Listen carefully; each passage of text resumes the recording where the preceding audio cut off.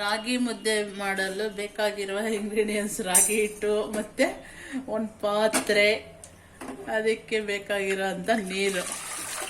ಈಗ ಈ ಪಾತ್ರೆಯಲ್ಲಿ ನೀರು ಹಾಕಿದ್ದೀನಿ. ಇದೇ ಪಾತ್ರೆಯಲ್ಲಿ ಇಷ್ಟು ಹಿಟ್ಟು ರಾಗಿ ಫ್ಲೋರ್ ತೊಗೊಂಡಿದ್ದೀನಿ.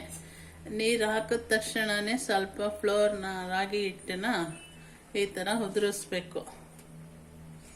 ಉದುರಿಸ್ಬಿಟ್ಟು ಹಿಂಗೆ ಆಡಿಸ್ಬೇಕು, ಇಲ್ಲ ಅಂದರೆ ಗಂಟಾಗ್ಬಿಡುತ್ತೆ. ನೆಕ್ಸ್ಟ್ ಇದನ್ನು ಹೀಗೆ ಆಡಿಸಿ ಅದು ಕುದಿಯೋದಕ್ಕೆ ಬಿಡಬೇಕು, ಟೈಮ್ ಕೊಡಬೇಕು. ಮತ್ತು ಆ ಥರ ರಾಗಿ ಮುದ್ದೆ ತಿರುಗೋದಕ್ಕೆ ಈ ಥರ ಕೋಲು, ಅಥವಾ ಯಾರು ಈ ಥರ ಕೋಲಿಲ್ಲ ಅಂತಂದರೆ ಈ ಥರದ್ದು ಅನ್ನೋದು ಸ್ಪೂನ್ ಇರುತ್ತಲ್ಲ, ಮಂದಾಗಿರೋದು, ಗಟ್ಟಿಗಿರೋದು, ಈ ಥರದ್ದು ಇಟ್ಕೊಂಡು ಹಿಂಗೆ ತಿರುಗಿದ್ರೆ ರಾಗಿ ಮುದ್ದೆ ರೆಡಿ ಆಗುತ್ತೆ. ಇದು ಸ್ವಲ್ಪ ಕುದಿಯಕ್ಕೆ ಕುದೀತಾ ಇದೆ. ಇವಾಗ ಸ್ವಲ್ಪ ಕುದಿಬೇಕು, ಜಾಸ್ತಿ ಕುದಿಬೇಕು, ಅಂಬ್ಲಿ ಥರ ಆಗಬೇಕು. ಅಂಬ್ಲಿ ಥರ ಆದಾಗ ರಾಗಿ ಹಿಟ್ಟನ್ನ ಹಾಕಬೇಕು. ಇದು ಸ್ವಲ್ಪ ಟೈಮ್ ಕುದೀಲಿ. ಹಾಗೆ ಲಿಡ್ಡನ್ನು ಕವರ್ ಮಾಡಿ ಇಡ್ತೀನಿ.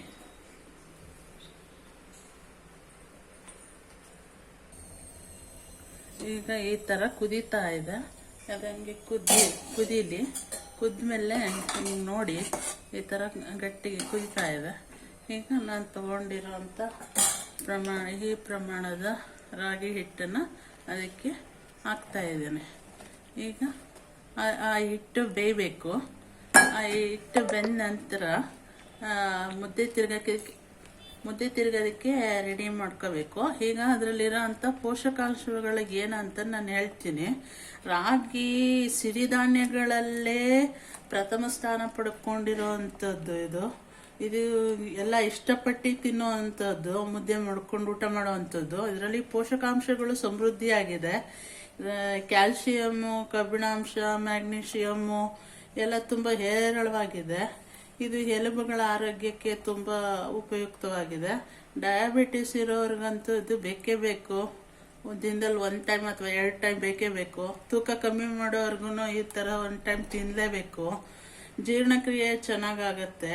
ಆ್ಯಂಟಿ ಆಕ್ಸಿಡೆಂಟ್ಗಳಲ್ಲಿ ಇದು ಸಮೃದ್ಧಿಯಾಗಿದೆ. ಹಿಮೋಗ್ಲೋಬಿನ್ ಮಟ್ಟನ ಹೆಚ್ಚಿಸುತ್ತೆ. ಹಸಿವು ನಿಯಂತ್ರಣ ಮಾಡುತ್ತೆ. ಯಾಕೆಂದರೆ ಮುದ್ದೆ ಸ್ವಲ್ಪ ಗಟ್ಟಿ ಪದಾರ್ಥ ಆದ್ದರಿಂದ ಹಸಿವು ತಡ್ಕೋಬೋದು. ತುಂಬ ಅನ್ನ ತಿಂದಾಗ ಹೊಟ್ಟೆ ತುಂಬ್ದಂಗೆ ಆಗುತ್ತೆ. ಆ ಥರ ಇರಲ್ಲ. ಇದು ಸ್ವಲ್ಪ ತಿಂದ್ರೂ ಹೊಟ್ಟೆ ತುಂಬ್ದಂಗೆ ಇರುತ್ತೆ. ಹೆಚ್ಚು ಟೈಮು ಹಸಿವಾಗಲ್ಲ. ಹಾಗಾಗಿ ಇದು ರಾಗಿ ಕೂಡ ತುಂಬ ಹೇರಳವಾಗಿ ಪೋಷಕಾಂಶಗಳನ್ನು ಹೊಂದಿರುವಂಥ ಒಂದು ಸಮೃದ್ಧಿ ಸಿರಿಧಾನ್ಯಗಳಲ್ಲಿ ಮುಖ್ಯವಾದಂಥ ಸಿರಿಧಾನ್ಯ. ಇದು ಪ್ರಮುಖ ಸ್ಥಾನ ಪಡ್ಕೊಂಡಿದೆ. ಇದು ರಾಗಿ ತ್ವಚೆ, ಇದು ಸ್ಕಿನ್ಗೆಲ್ಲ ತುಂಬ ಚೆನ್ನಾಗಿ ತಾಜಾ ಸ್ಕಿನ್ ಆಗಿ ಇಡೋದಕ್ಕೆ ಹೆಲ್ಪ್ ಮಾಡುತ್ತೆ.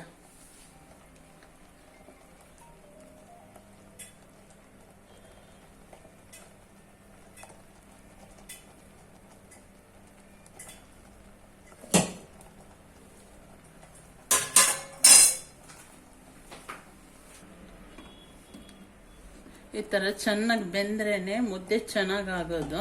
ಇದು ಚೆನ್ನಾಗಿ ಬೆಂದ ಮೇಲೆ ಅದನ್ನು ತಿರುಗಬೇಕು. ಹಿಂಗೆ ಮುದ್ದೆ ಹಾಕಿ ಕೋಲ್ ಹಾಕಿ, ಕೋಲಿಲ್ಲ ಅಂದಂಥವ್ರು ಈ ಥರ ಅನ್ನದ ಸ್ಪೂನ್ ಹಾಕ್ಕೊಂಡು ತಿರುಗ್ಬೋದು.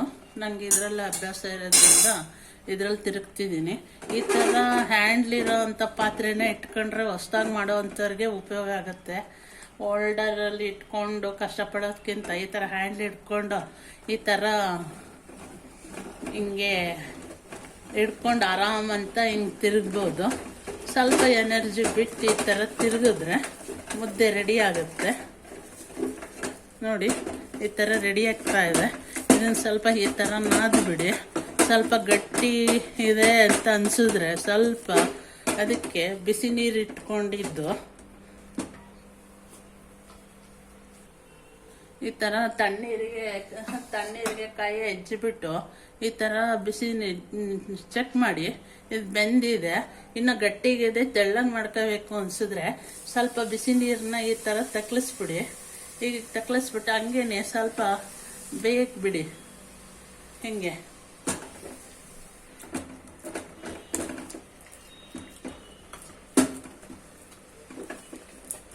ಈ ಥರ ಬೇಯಕ್ಕೆ ಬಿಟ್ಟರೆ ಹಿಂಗೇನೆ ಅದು ಹಂಗೆ ಕುದಿ ಬರ್ತಾ ಇರುತ್ತೆ, ಈ ಥರ ಕುದೀತಾ ಇರುತ್ತೆ ಹಿಂಗೆ.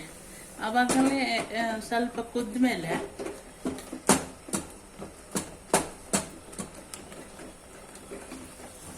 ಈ ಥರ ತಿರುಗಿಬಿಡಿ. ಹಿಂಗೆ ಕೈ ಬಿಡ್ದಂಗೆ ಒಂದೇ ಸೈಡ್ ಹಿಂಗೆ ತಿರುಗ್ಸಕ್ಕೆ ನಿಂತಿರ ಹಿಂಗೆ ತಿರುಗಿಸ್ಬೇಕು.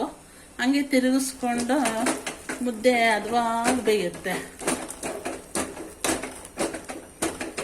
ಇದು ಸ್ವಲ್ಪ ಕಷ್ಟ ಆಗುತ್ತೆ ತಿರುಗಬೇಕಾದ್ರೆ, ನೋಡ್ಕೊಂಡು ಮಾಡಿ. ಸ್ವಲ್ಪ ಫಸ್ಟು ಮುದ್ದೆ ಮಾಡೋಕ್ಕೆ ಸ್ಟಾರ್ಟ್ ಮಾಡಿದಾಗ ಸ್ವಲ್ಪ 2 ಗ್ಲಾಸ್ ನೀರು 1 ಗ್ಲಾಸ್ ಹಿಟ್ಟು ರಾಗಿ ಹಿಟ್ಟು ಇಟ್ಕೊಂಡು ಟ್ರೈ ಮಾಡಿ ಚಿಕ್ಕದಾಗಿ.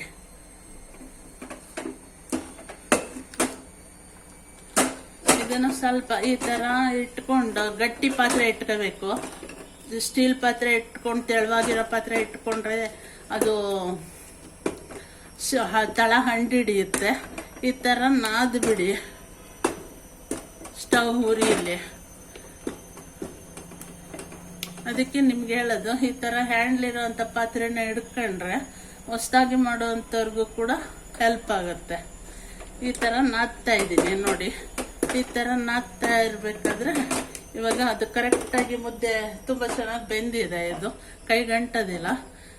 ನನಗೆ ಬಿಸಿ ಅಭ್ಯಾಸ ಇರೋದ್ರಿಂದ ಮುಟ್ತೀನಿ. ನೀವು ಸಡನ್ನಾಗಿ ಹಂಗೆ ಬರೀ ಕೈಯಲ್ಲಿ ಮುಟ್ಟಬೇಡಿ. ನೆಕ್ಸ್ಟು ಏನು ಮಾಡಬೇಕು, ಇದು ಬೆಂದು ರೆಡಿಯಾಗಿದೆ. ಈ ಥರ ಮಣೆ ಇಟ್ಕೊಂಬಿಡಿ. ಈ ಥರ ಮಣೆ ಇಟ್ಕೊಂಡು ಮರದ್ದು ಮಣೆ ಇಟ್ಕೊಂಡು ಇದು ನೋಡಿ ಇವಾಗ ಹಿಂಗೆ ಬಂದ್ಬಿಡುತ್ತೆ ಮುದ್ದೆ. ಇದನ್ನೇ ಮಣೆ ಮೇಲೆ ಹಾಕ್ಕೊಬಿಡಿ.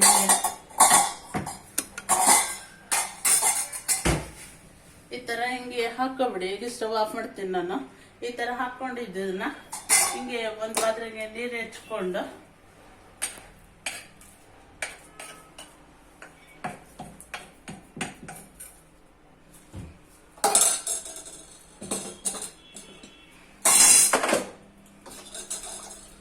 ಈ ಥರ ಉಂಡೆ ಮುದ್ದೆ ಬಾಲ್ ಮಾಡಿಬಿಡಿ.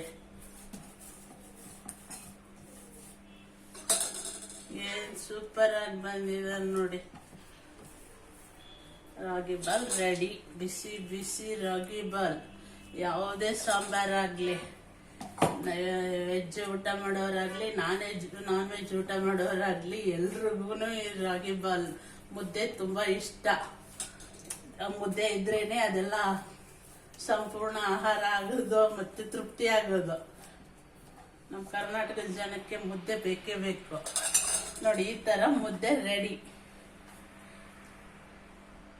ಇದು ರಾಗಿ ಮುದ್ದೆ ಮಾಡೋ ವಿಧಾನ.